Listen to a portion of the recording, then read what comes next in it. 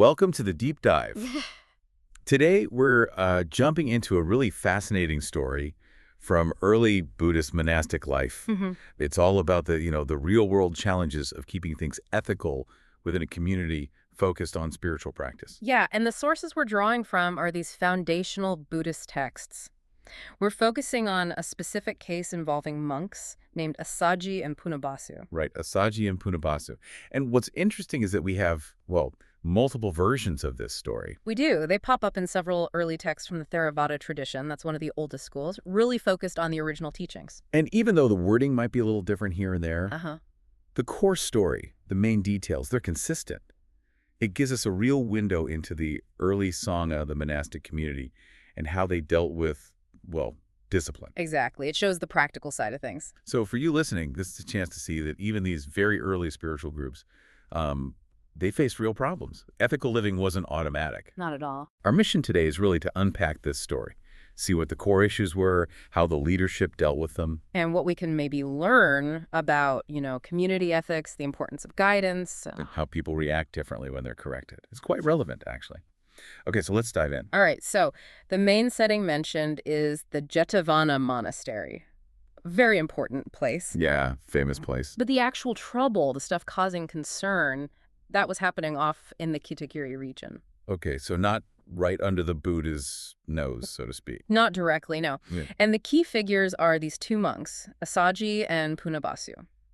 What's striking is, well, the texts don't mince words. How so? They're described pretty bluntly as shameless and wicked or unprincipled, even though they were disciples of the Buddha's top students, Sariputta and Moggallana. Wow, okay.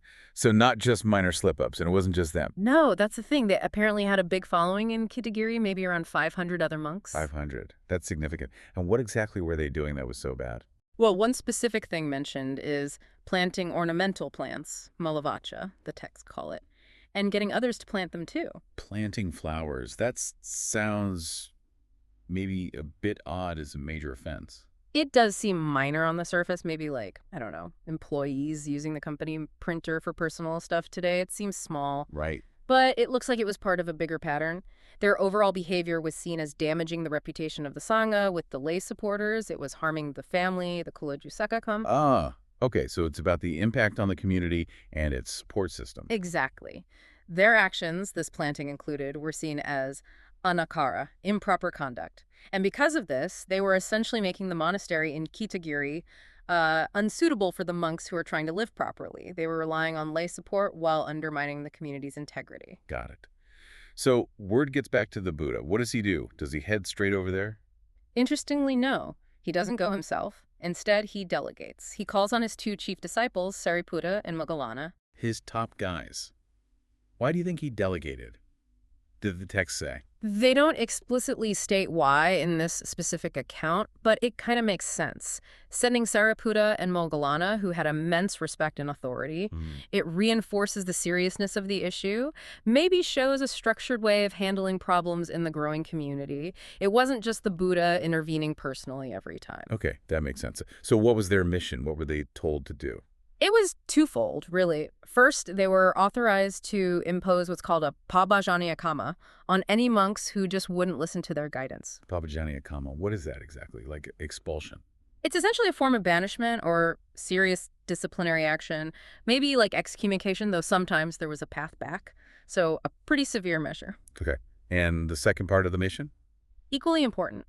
They were also told to offer advice and instruction guidance to those monks who were willing to listen and maybe change their ways. So it wasn't just about punishment. There was this element of rehabilitation almost. Definitely. It highlights a nuanced approach. And the Buddha gives this underlying principle for it all. Which is? He points out that, giving advice, offering guidance, well, it might not be welcomed by people who are lacking wisdom or insight, the unwise. Right. People don't always like being told they're wrong. Exactly. But, he says, for the wise, for those genuinely seeking to improve, that same guidance is actually pleasing and agreeable. It's welcomed. That's a really powerful point. It frames the whole interaction based on the listener's own state of mind. It does. And the text connects this directly to core values. It says that someone who advises, who instructs, who helps steer people away from unrighteousness, That person is beloved by the virtuous, the good people, But they'll be disliked by the unprincipled ones, those who are maybe more focused on, say, material gains, status, whatever, and don't really care about ethics or the consequences, especially in terms of, future karma or rebirth. so the reaction to the advice itself reveals something about the person receiving it. Precisely. It really lays out the ethical foundation they were working with. Okay, so Sariputta and Moggallana head off to Kitagiri with this dual mission and this guiding principle. How did they actually approach the guidance part? Was it just a general talking to? The texts actually get quite specific about the types of guidance. They distinguish between ovada, which is generally translated as advice, and anusasana, which is more like instruction or repeated counsel. Ovada and Anusasana. Okay, what's the difference? Well, ovada, the advice, is usually given when something has already gone wrong. A specific issue has come up, and you address it directly. It's reactive, in a way. Like, hey, stop planting those flowers. It's causing problems. Something like that, yes. Whereas anusasana instruction is often more proactive. It involves pointing out potential future faults. Ah, preventative. Right. The text gives an example like saying, if you keep doing this bad thing could happen down the line. It's about showing potential consequences to prevent future mistakes. That's quite sophisticated. And how was it delivered? Always face-to-face. Not necessarily. Advice, ovada, seems like it was often direct. But instruction, anusasana, could apparently be given indirectly too, maybe through a messenger, or perhaps woven into a larger teaching or discourse. Okay. And was it a one-time thing? It could be. A single instance of correcting someone might be ovada.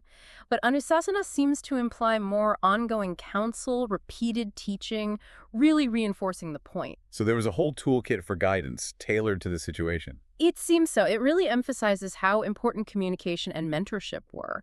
It wasn't just rules and punishment. It was about fostering understanding and ethical growth through different ways of talking and teaching. So the big question then, Sariputta and Moggallana arrive. They deliver this ovada and anusasana.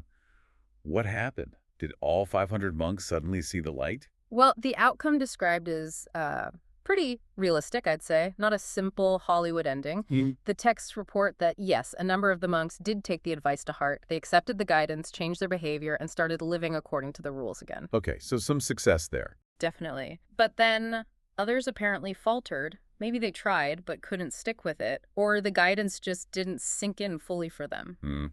Happens in teams today too, right? You get feedback, some get it, some struggle. Exactly.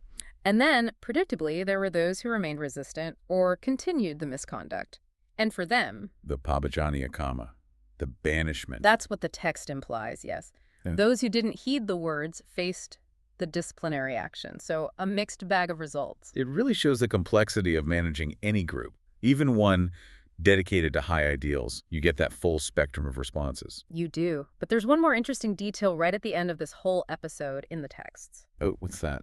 It mentions that after Sariputta and Moggallana delivered their discourse addressing the situation, giving the guidance many people who were present. Not just the monks involved. Right, potentially others listening too.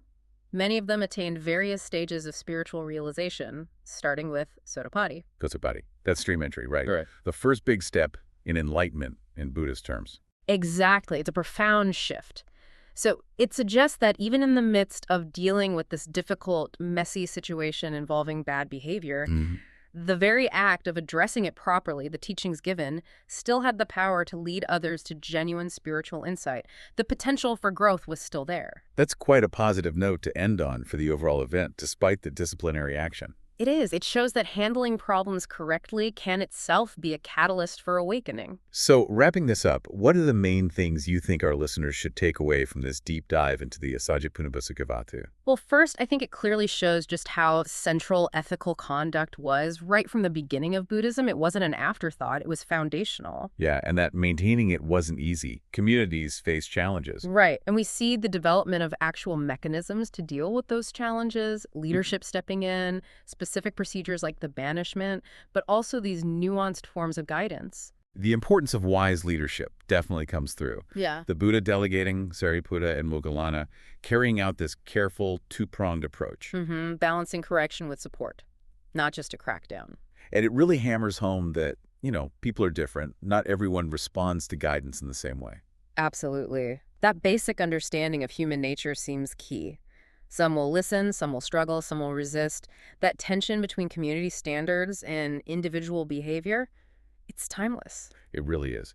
Which leads to maybe a final thought for reflection. When you look at this ancient story, Yeah. how do these same kinds of challenges, ethical conduct, accountability, dealing with difficult behavior, show up in our communities and organizations today? That's the big question, isn't it? What approaches do we use now for guidance, for discipline, say in our workplaces or social groups, or even families? And how do those modern approaches line up with, or maybe differ from, the principles we saw here? What resonates? And why might they differ? It's fascinating to think about. This story, though ancient, really does make you consider how we navigate the same fundamental issues of cultivating good conduct in any group of humans.